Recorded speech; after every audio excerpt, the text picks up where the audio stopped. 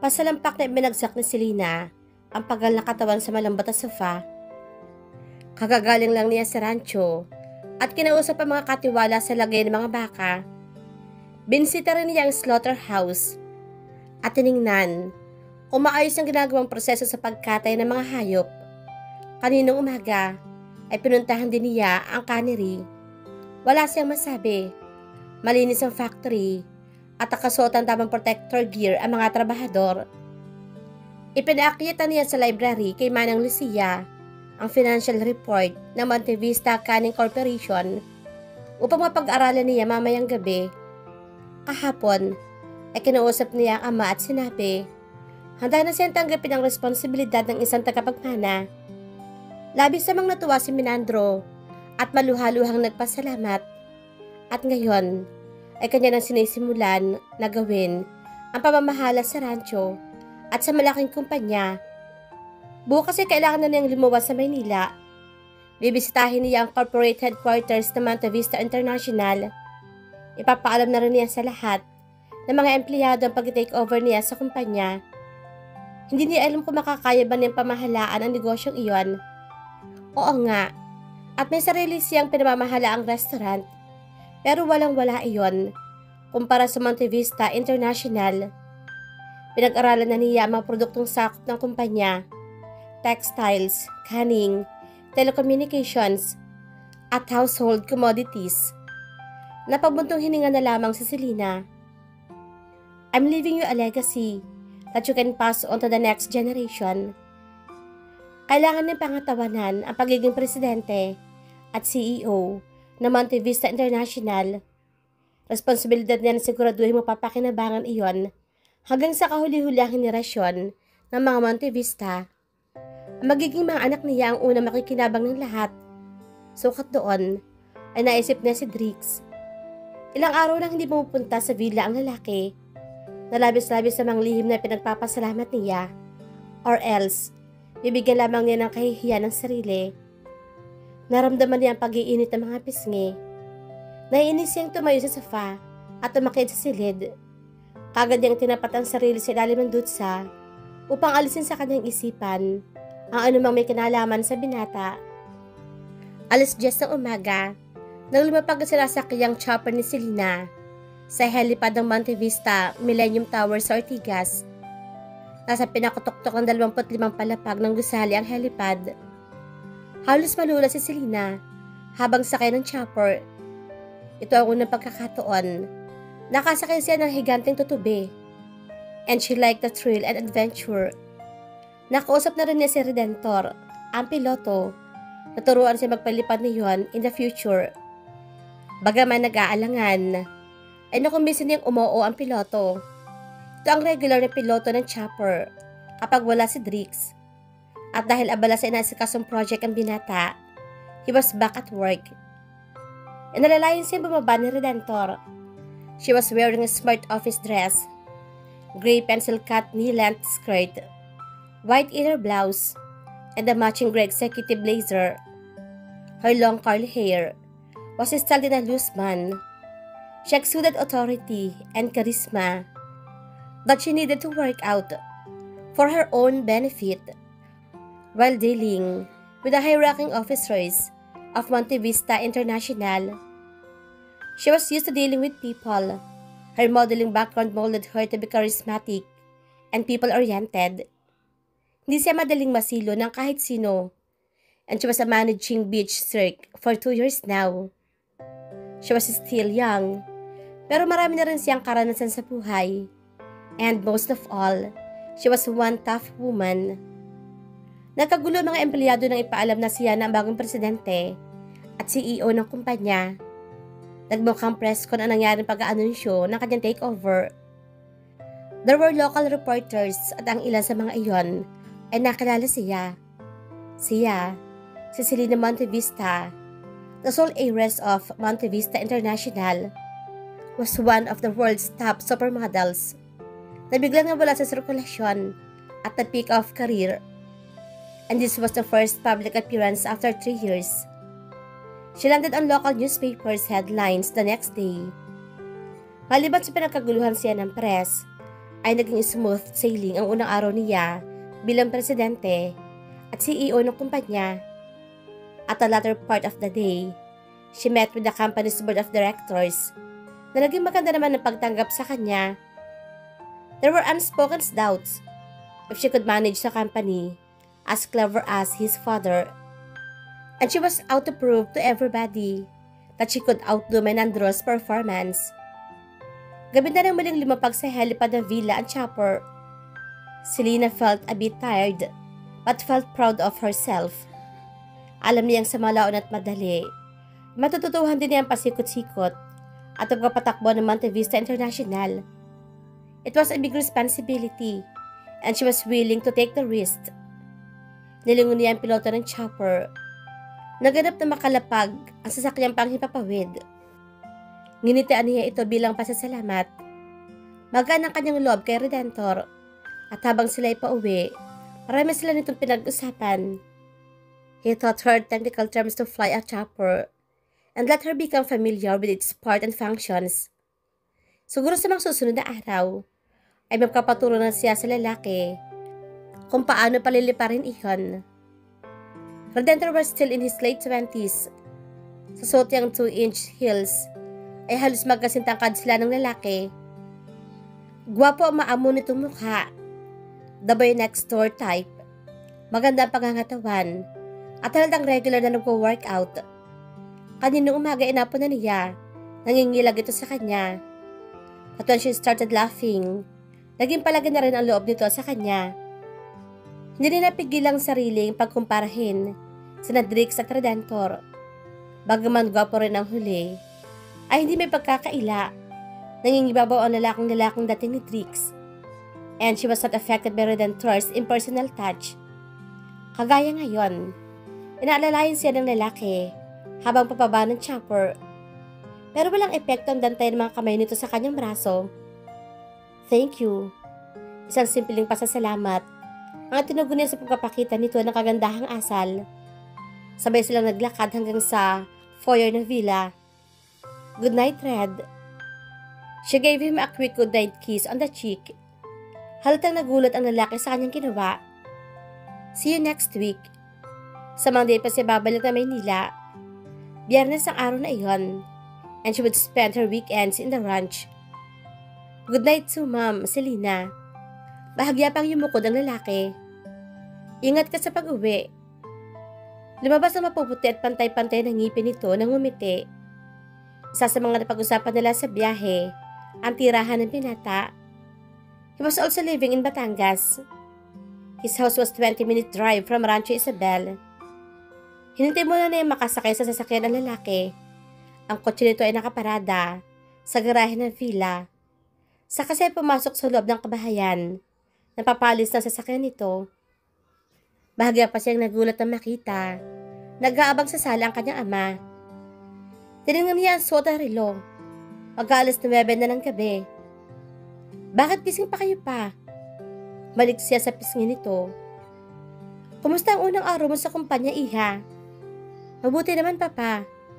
Maganda naman ang pagtanggap ng lahat sa akin. Katunayan, ay nagkaroon ng biglaang dinner party na inorganisa ng board, kaya ginabi akong pag-uwi. Pasalampak na naupo si Selena sa sofa, paharap sa ama. Ipinatong niya sa antigong center table ang bitbit na attache case. Magandang balita iyan, Iha. His eyes sparkled with happiness. Alam ko magaling ka at nananalay tayo sa maugat mo ang dugong Monte Vista. Ngayon, ay mapapalagay na rin ang kalooban ko. Alam ko hindi mapupunta sa wala ang lahat ng pinaghirapan ko. Ginagap niya ang palad ng ama. Asahan ninyo, papaluguin ko po ang kumpanya, Papa. Pangako iyan. Salamat, anak. Inabot siya ng ama at mahigpitan ni yakap. Ilang araw lang ako nawala. May bago ka ng kinahuhumalingang lalaki. Mula sa pintuan ng silid, ay lumabas si Drix, blocking her away. Kaagad ng paglukso ng puso ni Selena na masilayan ng binata. His handsome face looked haggard. Nangingitim ang paligid ng pisngi nito due to week-old stowels. But His virility proved to be dead liar. Ang ilang hibla ng buhok nito ay nakalugay sa noo, making him look more dangerously attractive. Natutop ni Selena ang dibdib. Tahimik sa bahaging iyon ng pasilyo, habang siya ay naglalakad patungo sa kanyang silid. Hindi na inaasahan ang presensya nito. Pero hindi may pagkakaila. Natutuwa ang kanyang damdamin na makita ito. God, but she missed him badly. That she wanted to throw herself to him in a tight hug. Gayunpaman, pinigil niya ang sarili. Mas lalo siya magmumukhang tanga kung gagawin niya ang bagay na iyon. It took her a few moments bago nahulaan kung ano ang ibig nitong tukuyin. Iniisip ba nitong si Redentor ang bago niyang lalaki? Sukat doon ay dumilim ang kanyang ekspresyon. Hindi lang ikaw lalaki sa mundo. Kontrolado niya, nasabi dito. Pagod siya ngayong gabi at mas naisim pa niyang mahiga at magpahinga kasi makipagtalo sa walang modong lalaking ito. At wala akong makitang mali sa pagitan namin ni Redentor. Sa isang iglap, ay hindi lang siya nang binata papasok ng silid nito. Nagulat siya. Pakiramdam niya ay kumarap lang siya at ngayon ay nasulab na ng silid ng lalaki at nakapinid na ang dahon ng pinto. She was leaning on the door at nasa harapan niya ang lalaking madilim ang mukha. Sa loob ng maikling sandali ay pinag-aralan niya ang kabuuan ng silid nito. Kulay asul ang dominanteng pintura ng silid. Hindi may pagkakailang silid yun ng isang lalaki. Lihim siyang napasingap na makita ang isang malaking picture frame na nakasabit sa uluna na malapad na kama. Siya ang nasa larawan at kuha iyon sa isa sa mga naging fashion shows niya sa Paris years ago. And she remembered that the dress she modeled was one of the spring collections of the famous designer Vera Wang. Kaagad na lumipad sa mukha ni Drix ang nalilitong paningin ni Selena. He was looking at her with hunger and longing. Ang mga kamay nito ay pumulupot sa kanyang baywang, and he bowed down on her. Muntik na niyang ipikit ang mga mata sa isipin. Hahalikan siya nito. But his face stopped a few centimeters away from her. Hindi ko gusto na malapit ka sa kay Redentor o sa kahit sino pang lalaki. Bulong nito with solid authority and pulled her closer to his body possessively.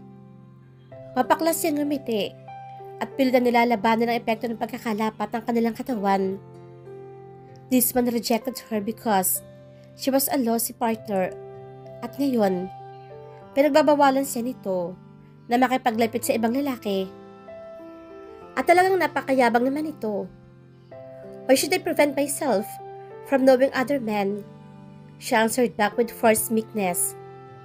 In that way, I can make myself competent in bed, and that no one will make me a laughingstock just because I don't know how to please a man. Bigla siyang napangwi ng maramdaman ang lalong paghigpit ang yakap ng lalaki. It looked as if he wanted to crush her. Nakita niya kung paano mangalit ang mga bagang nito sa kanyang sinabi. So, ginagamit mo lang pala ako to learn experience? To make yourself expert? Mabagal ang pagbigas nito sa mga salitang iyon at halatang tinitimpi ang matinding galit.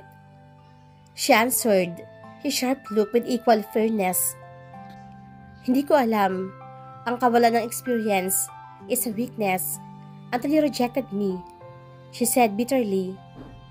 Sandaling natigilan si Drix. For a moment, he lost his tongue. Ganun ba naging epekto ng nagawa nito sa dalaga? He was confused then.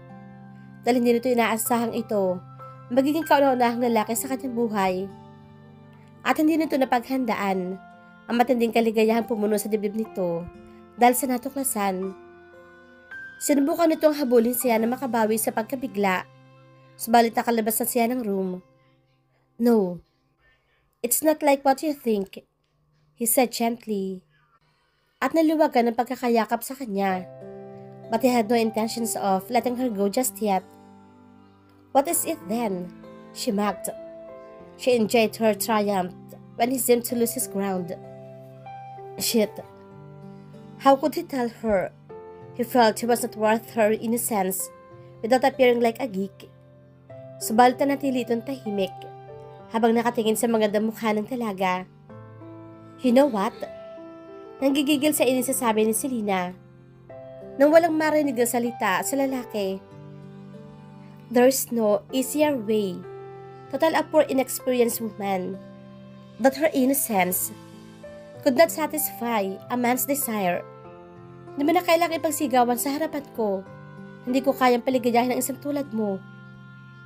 Alam niyang namumula ang kanyang mukha sa sobrang kahihiyan and rejection. She was that wrong. She was not fully aware of what she could do innocently to Drix. Holding her soft body now in his arms, he's aching in desire, and she did not need to be well experienced to please him. Pero iyon na ang huling pagkakataon na pagtatawanan mo ako, Drix, because a few days from now, I would be well-experienced woman at lahat ng lalaki magkakandara pa sa paanan ko. She released a smile of triumph to makita kung paano mangalit muli ang bagang na lalaki. So, you want to be an accomplished bitch? He hissed angrily. Selena winced upon the term. Itinaas ang kanyang mukha. Hindi siya kailanman patatalo sa lalaking ito. Napangisi si Drix. Pagkatapos ay buong pagdanasang tinitigan ang kanyang buong katawan. Pakiramdam niya ay nanginig ang kanyang buong pagkatao sa ginawa nito. Bumilis ang tibok ng kanyang puso nang mabasa ang mga mata nito sa binabalak. Then, I'll show you how it's done. No. Pero nalunod sa kanyang lalamunan ang kanyang anumang sasabihin nang sumako pa mga labi nito sa kanya. He was kissing her hard and rough. But her body reacted to it like firefly to a lamp. Nangaakit, tumutupok, nangangalit. This man was always capable of pulling her sanity away from her. Ano man pagtutol sa kanyang dibdib kanina ay tuluyang naglaho. Tinugunan niya ang mga halik nito. She had a long and tiring day, but she could not complain. She released one contented smile while her eyes closed habang ninanamnam ang init ng katawan ng kayakap. That night, she had her most peaceful sleep after 10 long years. Sa piling ni Drix.